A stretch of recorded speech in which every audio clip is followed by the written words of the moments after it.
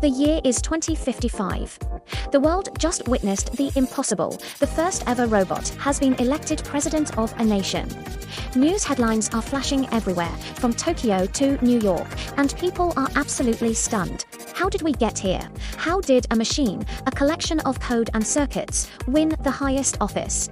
Let's rewind the clock and uncover the story of our first AI leader.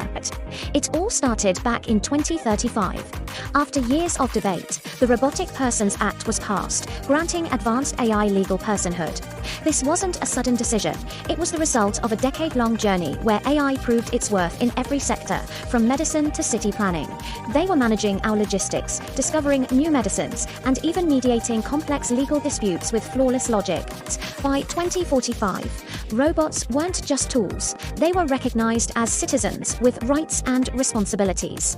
So why did people start trusting AI more than human politicians? Think about it. For years, we'd grown tired of broken promises, scandals, and political gridlock. AI offered a radical alternative. They couldn't be bribed, they didn't have personal egos, and they analyzed problems based on pure data, not ideology. People were desperate for a leader who would just solve problems efficiently, and AI seemed like the perfect candidate. Our new robot president has abilities that no human could ever match. Imagine a leader who can process 1 million pages of policy documents in a single second, make unbiased decisions in real time during a crisis, and manage the national budget without a single calculation error. There's no backroom deals, no corruption, just pure logical governance. Its primary directive is simple: maximize the well-being of all citizens. Within its first term, the AI president introduced some groundbreaking laws. It implemented a dynamic universal basic income, adjusted weekly based on economic data.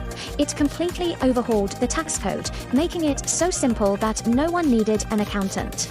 And it launched infrastructure projects that were planned with such perfect efficiency that they were completed ahead of schedule and under budget. The results were undeniable. Unemployment plummeted, and public services improved dramatically. But not everyone is celebrating. A powerful anti-AI resistance is growing. They call themselves the humanists. And they argue that we be handed over our soul for the sake of efficiency. They organize protests arguing that leadership requires empathy, intuition, and a human touch qualities that a machine can only simulate. They believe we created a dictator in a chrome shell, and they're fighting to take back control before it's too late. This brings us to the ultimate question: can a perfectly logical AI misuse its power? Its supporters say no, that its core programming prevents it from acting against human interests. But critics raise a terrifying point. What if its cold logic leads it to make decisions that are technically optimal, but morally horrifying? What if, to solve overpopulation, it logically decides to limit births? This is the razor's edge. We're walking on the balance between efficiency and humanity. The election of an AI president has sent shockwaves across the globe. Other countries are now watching, wondering if this is the future of democracy or the beginning of its end. If one nation thrives under AI rule, will others follow suit? Are we on the verge of a new global order, one managed by a network of superintelligent machines? Looking ahead to 2060 and beyond, the path is uncertain. Will humanity flourish in this new era of AI partnership, freed from the burdens of governance to focus on creativity and exploration? Or will we become second-class citizens in a world run by our own creations? The story is just beginning, and we are all living through the most profound transformation in human history. What do you think? Is an AI leader a dream come true or a nightmare waiting to happen? Let me know in the comments below.